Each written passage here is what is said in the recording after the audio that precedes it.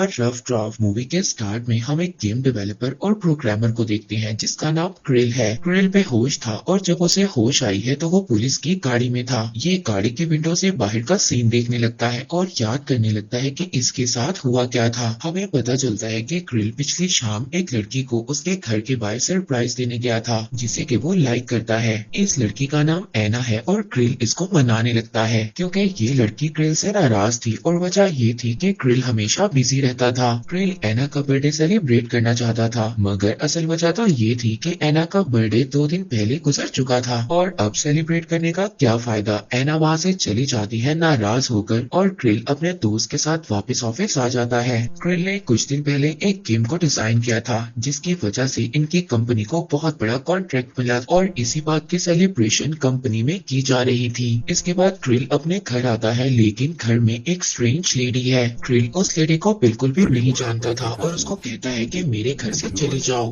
मगर ये लेडी कहती है कि ये घर तो मेरा है मगर असल में ये घर तो क्रिल का था। इन दोनों के दरमियान आर्ग्यूमेंट स्टार्ट हो जाता है और इसके बाद वहाँ पर पुलिस को बुलाया जाता है। क्रिल का घर तो बदल चुका था और साथ ही साथ क्रिल के जो नेबर्स थे वो भी क्रिल को नहीं पहचान पा रहे थे। एंड में ये लेडी अपना नाम रेना बताते हुए घर के सारे कागजात दिखाती है और अब क्रिल घर से बाहर आ गया था। इसको कुछ भी समझ नहीं आ रही थी कि आखिर इसके साथ हो क्या रहा है। हैरानी और परेशानी की वजह से अब ये अपने फ्रेंड के पास आ जाता है और इंटरनेट से अपने घर के पेपर्स निकालने लगता है। अब ये सभी पेपर्स का प्रिंट लेने के बाद अगले दिन ये नेशनल कॉर्पोरेशन में जाता है इन सब चीजों का प्रूफ लेकर। ये प्रूफ करने के लिए ये घर उसका अपना है मगर वहाँ पर जाकर तो इसको और भी ज्यादा शॉक्ड होना पड़ता है क्योंकि इसके नाम का डेटाबेस तो ऑफिस में मौजूद ही नहीं था। और अब प्रूफ लेने के लिए ये ऑफिस में भी जाता है मगर ऑफिस में भी क्रिल को कोई भी नहीं पहचानता। सब लोग ऐसा स्ट्रेंज बिहेव कर रहे थे कि जैसे क्रिल कभी पहले इस शहर में ही न आया हो। क्रिल ऑफिस में बहुत ज्यादा हंगामा क्रिएट करता है, सबको अपनी पहचान करवाता है। वो कहता है कि कैसे हो सकता है कि तुम लोग मुझे पहचान ही नहीं रहे। क्रिल सोचता है कि शायद ये सब कुछ इसके फ्रेंड ने किया हो मगर इसके फ्रेंड ने भी ऐसा कुछ नहीं किया था। और अब क्रिल अपने पेरेंट्स के पास जाता है मगर इसके पेरेंट्स भी मुकम्मल तौर पर इसको पहचानने से इनकार कर देते हैं। वो क्रिल से कहते हैं कि इनकी तो पहले कोई औलाद ही नहीं थी। अब गुस्से में क्रिल दोबारा से उसी लेडी रेना के पास जाता है और उससे बहस करने लगता है। उसे कहता है कि ये घर मेरा है। वो लेडी भी इसके साथ बहस कर रही होती है और एंड में हम बहुत ही हैरानी वाला सीन देखते हैं। रेना यहाँ पर क्रिल से चाकू लेकर अपने पेट में खुद ही मार लेती है। और अब मूवी के प्रेजेंट सीन में आते हैं जहाँ पर क्रिल को पुलिस ने पकड़ा हुआ है और यही वजह थी कि क्रिल को पुलिस ने रेना की डेथ की वजह से पकड़ा हुआ था। ये मूवी का ओपनिंग सीन पहले भी आप लोगों को दिखाया गया है। हम देखते हैं कि क्रिल पर पुलिस कोई भी चार्ज लगाए बगैर इसको छोड़ देती है। क्रिल बहुत ज्यादा हैरान हो रहा था कि आखिर ये सब कुछ मेरे साथ हो क्या रहा है। इसके बाद क्रिल के मोबाइल में एक मैसेज आता है और वो मैसेज ये था कि लाइट हाउस में जाओ। अब क्रिल करीबी लाइट हाउस में चला जाता है मगर लाइट हाउस तो बिल्कुल खंडर की तरह था। ये अपनी सारी रात इसी लाइट हाउस में गुजारता है और जब सुबह उठता है तो इसके आसपास की सीनरी बिल्कुल चेंज थी। इसको कुछ भी समझ नहीं आ रहा था पर तभी दरवाजे से एक आदमी बुक्स का कोरियर लेकर इसके पास आता है और दूसरे दरवाजे से वही लेडी रेना आती है। क्रिल इसको देखकर हैरान हो गया था क्योंकि इस लेडी की तो डेथ हो चुकी थी। ये लेडी आकर क्रिल को एक बहुत ही अजीब बात बताती है। वो कहती है कि तुम किसी और दुनिया में हो, एक नई दुनिया जो कि तुम्हारी दुनिया की पैरेलल है। ये लेडी इस दुनिया का जो नाम बताती है वो क्रिल के गेम जैसा था, यानी कि क्रिल ने जो वो गेम बनाया था तो उसने दूसरी दुनिया का गेटवे बना दिया था। रेना क्रिल को एक दरवाजे से ये पूरी दुनिया दिखाती है जो बिल्कुल क्रिल की दुनिया के जैसी थी। अब क्योंकि क्रिल ने ही गेटवे ही ओपन किया था इसीलिए इसको इस दुनिया का हिस्सा बना दिया गया है।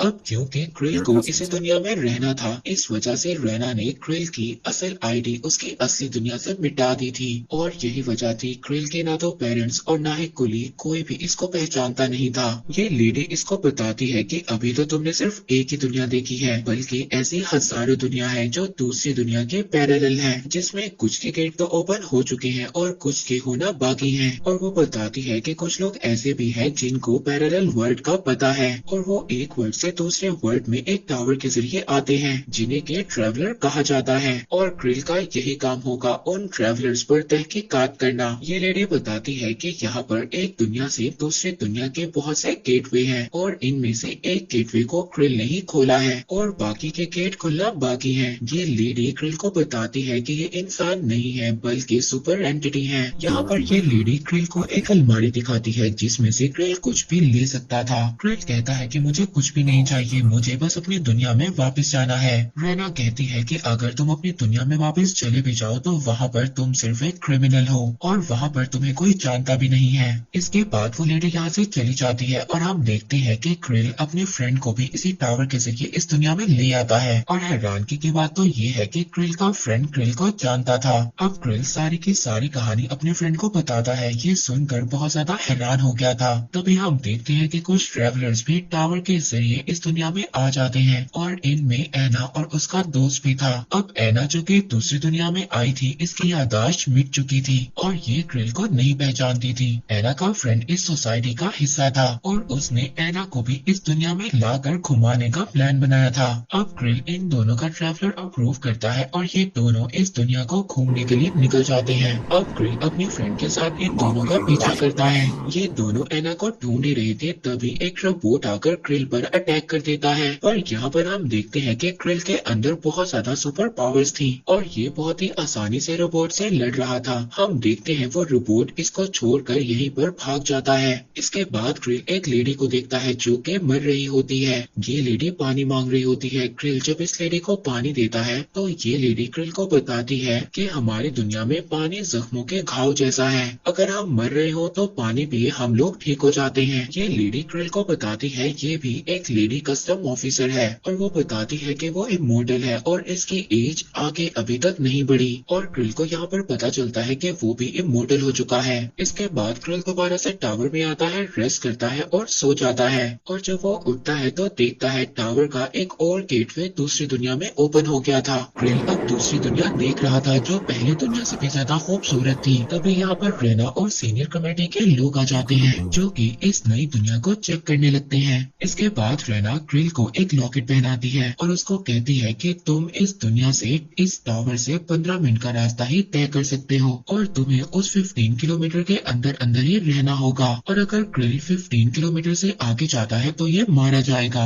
अब क्रिल को अपने पेरेंट्स से मिलना था जो कि टावर से 13 किलोमीटर दूर थे, इसलिए क्रिल अपने पेरेंट्स से मिलने के लिए निकल जाता है। लेकिन क्रिल जैसे जैसे टावर से दूर जा रहा था इसकी हालत खराब हो रही थी। इसकी बॉडी ट्रांसपेरेंट होती जा रही थी। इसको पानी की जरूरत थी पर तभी ट्रेन में एक आदमी इसको पानी पिलाता है और इसकी हालत ठीक हो जाती है। इसके बाद ये अपने पेरेंट्स से मिलने के लिए घर पहुंच जाता है। क्रिल के फादर एक प्रोफेसर थे। ये काफी ज्यादा टाइम अपने पेरेंट्स के साथ गुजारता है। अब अपने पेरेंट्स के साथ वक्त गुजारने के बाद ये वापस टावर में आ जाता है और टावर में अब एना भी आ गई थी अपने फ्रेंड के साथ। एना यहाँ पर वेकेशंस मनाने के लिए आई थी। नेक्स्ट सीन में हम क्रिल को देखते हैं जो एना को ये बात याद दिलवाने की कोशिश करता है कि वो रियल वर्ल्ड में दोनों दोस्त हुआ करते थे। एना को अब कुछ याद तो नहीं था मगर वो क्रिल को लाइक करने लगी थी। हम देखते हैं कि क्रिल एना को एक पार्टी में लेकर आता है। वहाँ पर रेना भी थी मगर रेना को ये बात पसंद नहीं आती क्योंकि रेना भी क्रिल को लाइक करने लगी थी।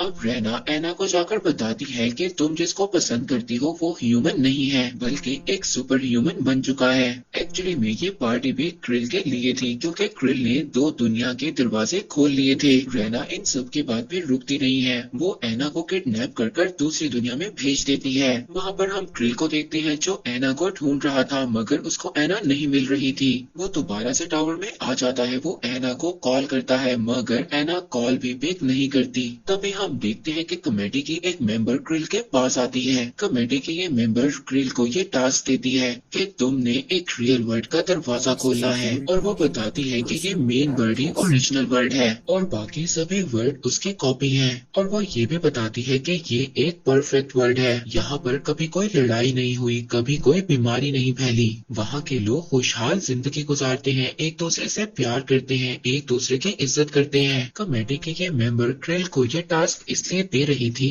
ताकि ये लोग भी उस दुनिया से सीखें कि उन लोगों ने कैसे अपनी दुनिया को परफेक्ट बना लिया है। क्रिल अब उस लेडी का ये मिशन एक्सेप्ट तो कर लेता है और साथ साथ एना के लिए भी बहुत ज्यादा परेशान होता है। हम देखते हैं कि ये एना के घर को लोकेट करता है और वहाँ पर जाने के लिए तैयार हो जाता है। एना का घर बहुत ज्यादा दूर था। तभी हम देखते हैं कि क्रिल की हालत रास्ते में बहुत ज्यादा खराब हो जाती है मगर कैसे कैसे कर वो बर्फ खाकर अपनी हालत को ठीक करता है। यहाँ पर क्रिल को एना तो नहीं मिली थी। ये वापस टावर में आ जाता है। नेक्स्ट डे क्रिल जब टावर में उठता है तो वो नया गेटवे ओपन हुआ देखता है। ये नई दुनिया बहुत ज्यादा अजीब थी। यहाँ के लोग बहुत बुरी हालत में थे और यहाँ पर सभी लोग मिलकर एक फैक्ट्री में काम करते थे। क्रिल इस दुनिया के हेड से मिलता है। वो लेडी दरअसल कस्टम ऑफिसर थी। वहाँ पर बहुत सारे लोगों में क्रिल को एना भी दिखाई देती है जो कि मरने वाली थी। ये एना को बचाते हुए वापस टावर की तरफ ले आता है, मगर ऐसा करते हुए ये लेडी क्रिल को देख लेती है और इससे लड़ने लगती है।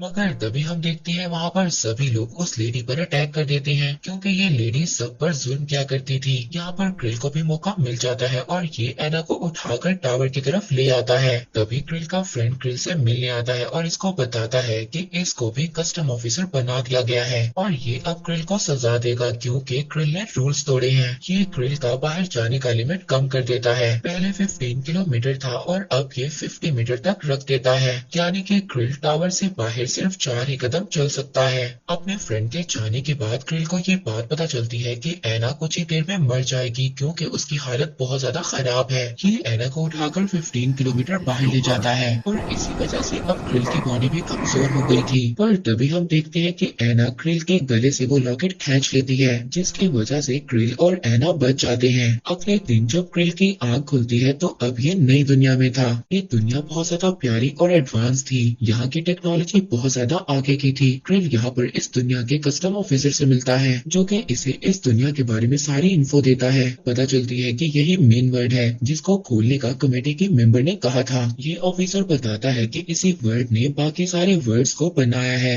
इन्होंने बाकी वर्ड्स को इस वर्ड से 10-11 साल आगे रखा था ताकि इन लोगों को पता चल जाए कि फ्यूचर में क्या होने वाला है। अगर किसी मुल्क में लड़ाई या फिर कोई बीमारी या फिर कोई जंग होने वाली है तो ये उनकी गलतियों से सीख सके। यहाँ के लोग पैरेलल वर्ल्ड की गलतियों को सीख कर खुद को एडवांस करते रहे, यानी कि अगर किसी पैरेलल वर्ल्ड में लड़ाई हुई है तो ये लोग उस लड़ाई को अवॉइड करते थे और साथ ही किसी और वर्ल्ड में कुछ और डिस्कवर हुआ है और या फिर कुछ इन्वेंट हुआ है तो ये लोग सारा डाटा अपने वर्ल्ड में ले लेते थे और उसे और ज्यादा एडवांस कर लेते थे। और ये सब सुनकर क्रिल को बहुत ज्यादा बुरा लग रहा था कि इसकी दुनिया असल दुनिया ही नहीं थी, इसकी दुनिया तो कोई और है। अब क्रिल वापस दूसरे दुनिया में जाना चाहता था। तभी हम देखते हैं उसी ऑफिसर के रोबोट क्रिल पर अटैक कर देते हैं क्योंकि इस वर्ड का सीक्रेट जानने के बाद क्रिल जिंदा वापस नहीं जा सकता था। अब जैसे तैसे इन रोबोट से बचकर क्रिल को आखिरकार दूसरी दुनिया का टावर का दरवाजा भी मिल जाता है और आखिरकार ये एक दीवार को फाड़ते हुए अपनी दुनिया में पहुंच जाता है।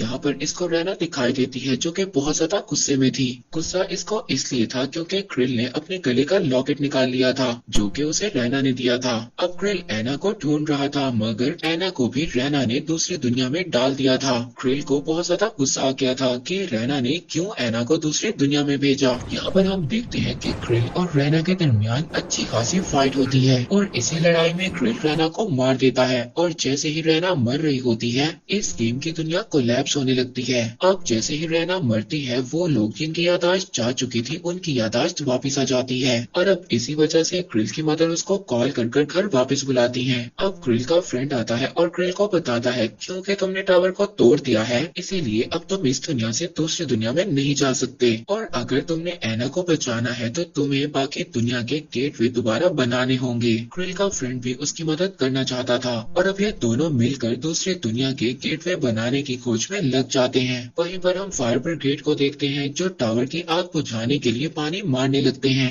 और इसी पानी की वजह से एंड में रैना दोबारा जिंदा हो जाती है और यहीं पर ये मूवी एंड हो जाती है।